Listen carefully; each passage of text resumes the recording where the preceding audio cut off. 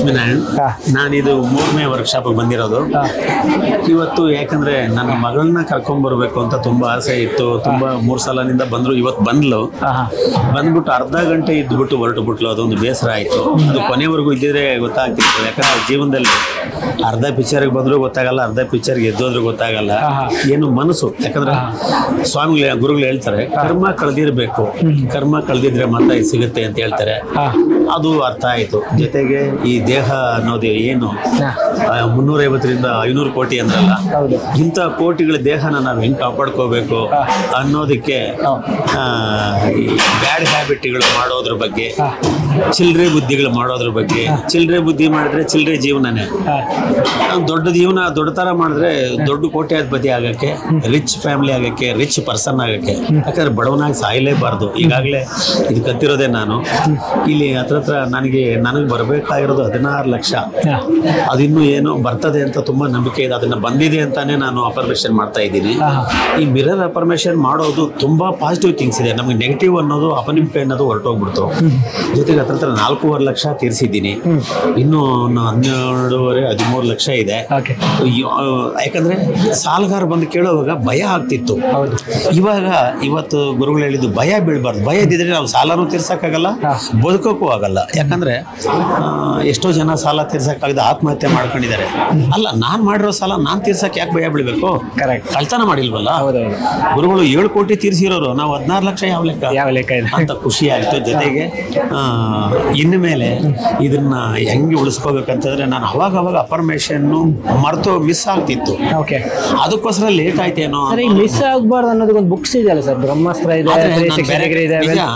ಅದು ನೋಡು. ಅಷ್ಟು ಇದ್ದು ಕೂಡ ತಗೊಂಡಿದ್ದೀರಾ ನೀವು?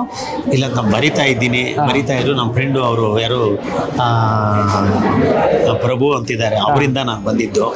ಲಾಸ್ಟ್ ಟೈಮ್ ಯೂಟ್ಯೂಬ್ ಅಲ್ಲಿ ನೋಡಿ ನನ್ನ ತುಂಬಾ ಜನ ಕೇಳಿದ್ರು. ನನಗೆ ಅವಾಗ 1.5 ಲಕ್ಷ ಸಾಲ ತೀರಿದ್ ನೋಡಿನೇ ನಾನು ಮಾತಾಡಿದ್ ನೋಡಿ ತುಂಬಾ ಜನ. ಯಾಕಂದ್ರೆ ನಾನು 48 kg ವೆಯ್ಟ್ ಲಾಸ್, ಬ್ಯಾಡದೇ ಇರೋ ಫ್ಯಾಟ್ ನ ಕಮ್ಮಿ ಮಾಡ್ಕೊಂಡು ಇವತ್ತು ಮನುಷ್ಯ ಆಗಿದ್ದೀನಿ. ನನ್ನ ಜೊತೆ ಅವರು 13 ಜನ ಇಲ್ಲ. ಆದ್ರೆ ನಾನು 100 ವರ್ಷ ಇರಬೇಕು, 100 ಕೋಟಿ ಸಂಪಾದನೆ ಮಾಡಿ ರಿಚ್ ಪರ್ಸನ್ ಆಗಿನೇ ಸಾಯ್ಬೇಕು. ಅನಾರೋಗ್ಯದಿಂದ ಸಾಯ್ಬಾರ್ದು, ಅಕಾಲಿಕ ಮರಣ ಅಂತ ಆಗ್ಬಾರ್ದು. ಏನಂತೀರಾ?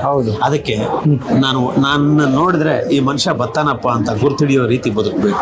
ಅದಕ್ಕೆ ರಿಚ್ ಪರ್ಸನ್ ಕೊಡೋ ಕೆಪಾಸಿಟಿನ ಮೇಲೆ. ಯಾಕಂದ್ರೆ ಟಿಶ್ಯೂ ಪೇಪರ್ಗೂ ನೋಟ್ದು ಎಲ್ಲೋ 2 ಪೇಪರ್ ಅಂತ ಹೇಳಿದ್ರು. ಯಾವ ಪೇಪರ್ ಆಗ್ಬೇಕು? ನಾವು ಮುಜ್ಜಿಬಿಟ್ಟು ಬಿಸಾಕೋ ಟಿಶ್ಯೂ ಪೇಪರ್ ಆಗ್ಬೇಕಾ, ರಿಸರ್ವ್ ಬ್ಯಾಂಕ್ ಸಿಗ್ನೇಚರ್ ಹಾಕಿ ಕೊಡುವಂತ ವ್ಯಾಲ್ಯೂಬಲ್ ಪೇಪರ್ ಆಗ್ಬೇಕಾ ಅಂತ ಖುಷಿಯಾಗಿದೆ. Thanks to Guruji, thanks to Ananta Vishwachari workshop.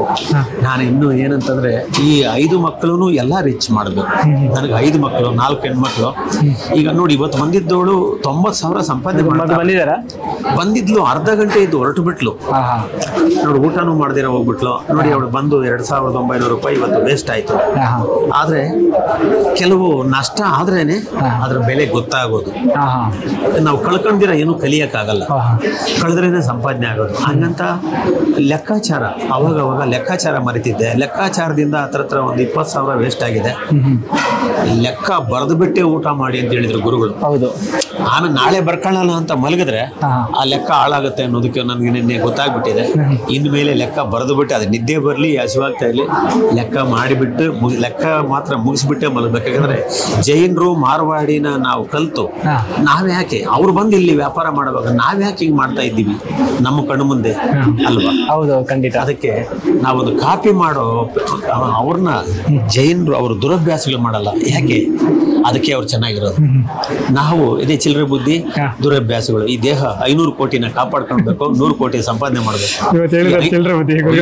ಆ ಚಿಲ್ಲರೆ ಬುದ್ಧಿ ಇದ್ರೆ ನಾವು ಉದ್ಧಾರ ಆಗಲ್ಲ. ಯಾವ ಸರ್ ಚಿಲ್ಲರೆ ಬುದ್ಧಿ ಅಂತ ಹೇಳ್ಬೋದಾ? ಅಲ್ಲ, ನನಗೆ ಇವಾಗ ಏನಿಲ್ಲ, ಬೇಜವಾಬ್ದಾರಿ ಅದು ಚಿಲ್ಲರೆ ಬುದ್ಧಿ. ನಾನು ಚಿಲ್ಲರೆ ಬುದ್ಧಿಗಳಿದ್ದಿದ್ದು 8 ವರ್ಷದಿಂದ ಬಿಟ್ಬಿಟ್ಟೆ.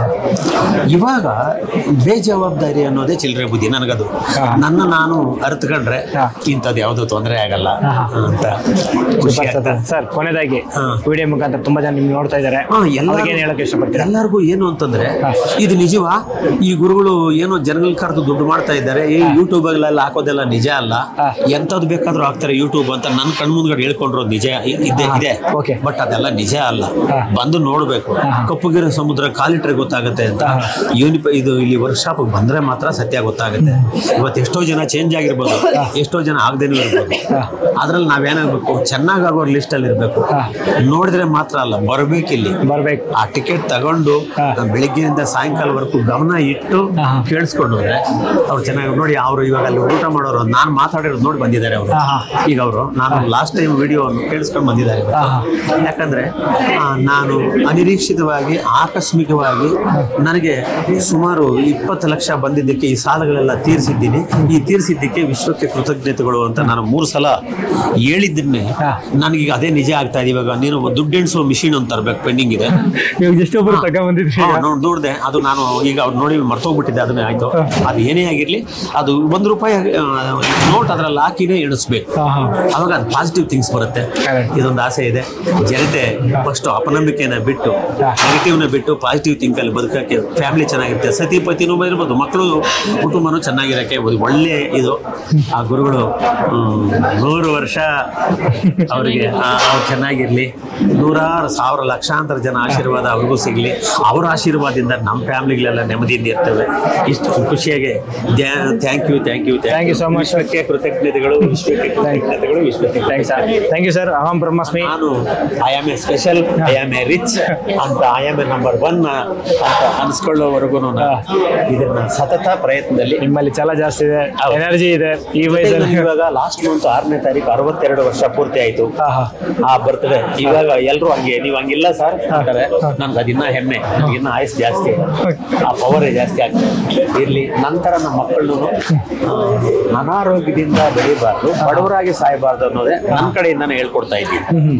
Thanks sir. ಅನಂತ ವಿಶ್ವಾಚಾರ್ಯದ ವರ್ಕ್ಶಾಪ್ಗೆ ಧನ್ಯವಾದ. ಮತ್ತೆ ಸಿಗೋಣ 100 ಕೋಟಿ ವರ್ಕ್ಶಾಪ್ ನಲ್ಲಿ. Thank you. ಇದೊಂದೇ ನನ್ನ ಭವಿಷ್ಯ ಏನಾದ್ರು ಅನಿಸಿಕೆ ಎಲ್ಲ ಮತ್ತೆ ಸಿಗೋಣ. ನೀವು ಬರ್ತಾ ಇರ್ತೀರಾ, ಮತ್ತೆ ಪ್ಲಸ್ ಸಿಗುತ್ತೆ, ನಿಮಗೆ ಸಿಗುತ್ತೆ. ಶಬರಿ ರಾಮನ್ಗೋಸ್ಕರ ಕಾದಿತ್ತಂತೆ, ತಲೆ ಬೆಳಗಾಗವ್ರು ಅಷ್ಟೇ. ಅದ್ರಲ್ಲಿ ಕಾಯ್ದ್ರಲ್ಲಿ ತಪ್ಪೇನಿದೆ, ಆದ್ರೆ ಒಳ್ಳೇದು ಹಾಗೆ ಆಗುತ್ತೆ. Thank you sir.